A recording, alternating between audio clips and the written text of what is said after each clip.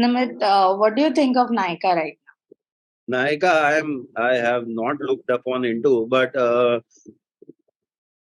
it is more of physical and e-commerce. I don't know how it if it goes into ONDC.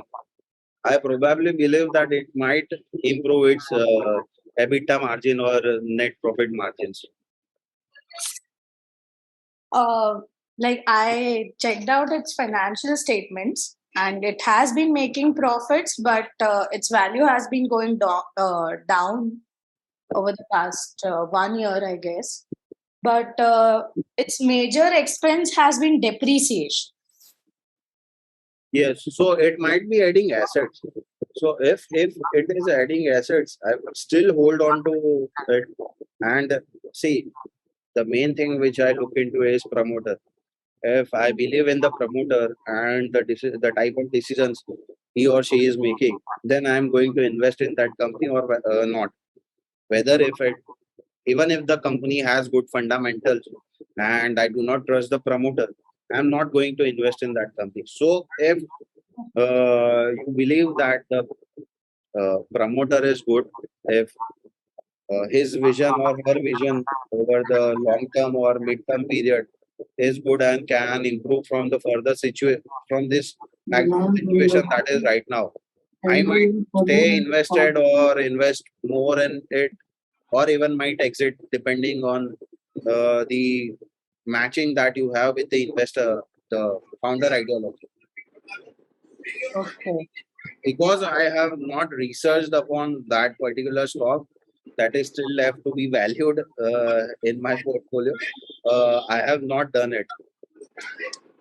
Yeah, I really wanted to ask how to calculate the intrinsic value of a company that's based on valuations. Like we can calculate about companies that make profits, but अगर P ratio ना हो, loss बना रही हो company पर valuation के basis पर intrinsic value calculate करना है. So like what are the assumptions that you must take?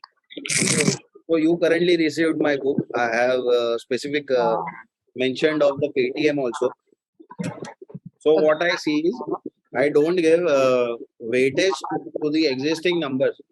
The numbers don't matter because the company is itself into losses.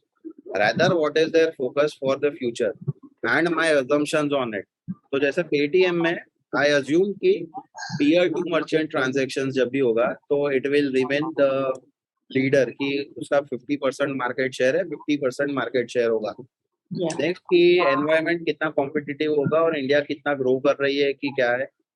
तो दूसरा वेटेज उसको. तीसरा कि वो जितना भी कैपिटल अभी आगे इन्वेस्ट करेगा उसमें से कितना सेल्स जनरेट कर पाएगा, नॉट द रिटर्न्स. कि मतलब 1 रुपये का कैपिटल इन्वेस्ट किया तो उसमें से 3 रुपए का सेल्स हो पा रहा है कि नहीं हो पा रहा है. That is the coverage. And दूसरा कि if they are entering into multiple if they are into multiple products or multiple things, what I predicted that कि उसका he will increase in lending portfolio. क्यों? Because it has to move towards profitability. तो जैसे जैसे lending होगा वो interest में से ज्यादा कमा पाएगा. So these were the four things that I gave major weightage.